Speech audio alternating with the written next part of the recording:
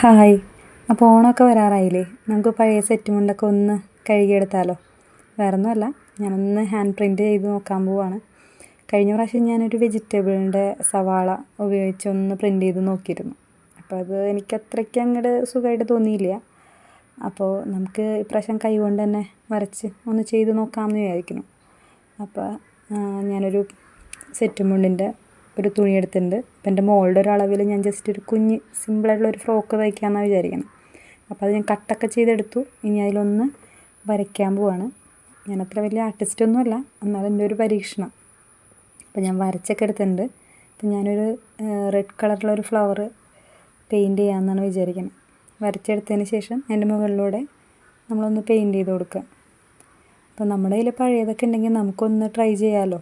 നമ്മൾ ഉടുക്കാത്ത എന്തെങ്കിലും ഉണ്ടെങ്കിലോ അല്ലെങ്കിൽ മുണ്ടോ അങ്ങനെ എന്തെങ്കിലും മതി. കേരളയുടെ ഒരു ടൈപ്പ് ഒരു ഓണം മോഡൽ കിട്ടാൻ വേണ്ടിയിട്ട് നമുക്ക് ഏറ്റവും കംഫർട്ടബിൾ കേരള സാരിയോ സെറ്റ് മുണ്ടോ അല്ലെങ്കിൽ മുണ്ടോ ഒക്കെ ഒന്ന് എടുത്ത് നമുക്ക് ട്രൈ ചെയ്യാമല്ലേ.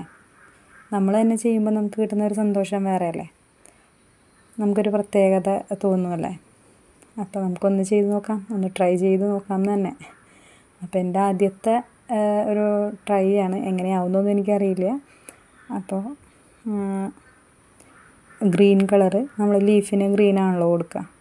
അപ്പം അതൊന്ന് കൊടുത്ത് ഫുള്ളായിട്ടൊന്ന് നമുക്ക് സെറ്റ് ചെയ്തെടുക്കാം.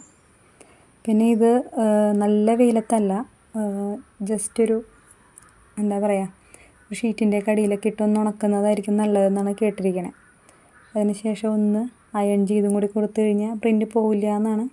നമ്മളിതിന് മുന്നേ ചെയ്യാത്തത് കൊണ്ടും കഴിഞ്ഞ പോലെ ഞാൻ ചെയ്തത് കൊള്ളാം, എന്നാലും എനിക്ക് അത്രയ്ക്ക് അങ്ങോട്ട് ഒരു തൃപ്തിയായില്ല. അതുകൊണ്ട് ഞാനത് അതിനുശേഷം വേറെ ഒന്നും ചെയ്തിട്ടില്ല, അതേപടി ഇരിക്കുക. അപ്പോൾ നമുക്ക് ഇത് അതുപോലെ ഒന്ന് ട്രൈ ചെയ്യണം. എനിക്കിത് ചെയ്ത് വന്നപ്പോൾ ഒരു ഇഷ്ടമൊക്കെ തോന്നിയിട്ടുണ്ട്. അപ്പോൾ നോക്കാം നമുക്ക് എങ്ങനെയാവും എന്നുള്ളത്.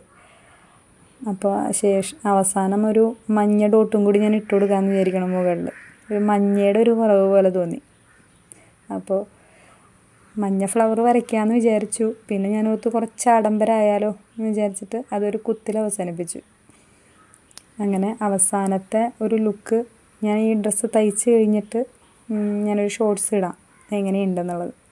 പ്രിൻ്റ് പോകുമോ, അലക്കിക്കഴിഞ്ഞാൽ എങ്ങനെയാണ്, അതിൻ്റെ കാര്യങ്ങളൊക്കെ ഞാനൊന്ന് ഇതിന് ശേഷം നോക്കാം. നമ്മുടെ ആദ്യത്തെ ഒരു പരീക്ഷണമല്ലേ, അപ്പം നമുക്ക് പറ്റാവുന്ന പോലെ ഒന്ന് ചെയ്ത് നോക്കാം അത് തന്നെ. അപ്പോൾ എനിക്കിത് വളരെ ചെയ്തു വന്നപ്പോൾ നല്ല ഭംഗി തോന്നുന്നുണ്ട്. ഇനി ഉണങ്ങിക്കഴിയുമ്പോൾ അതിൻ്റെ ബാക്കി കാര്യങ്ങൾ നമുക്ക് നോക്കാം. അപ്പോൾ ഏകദേശമൊക്കെ പണി ഇതിവിടെ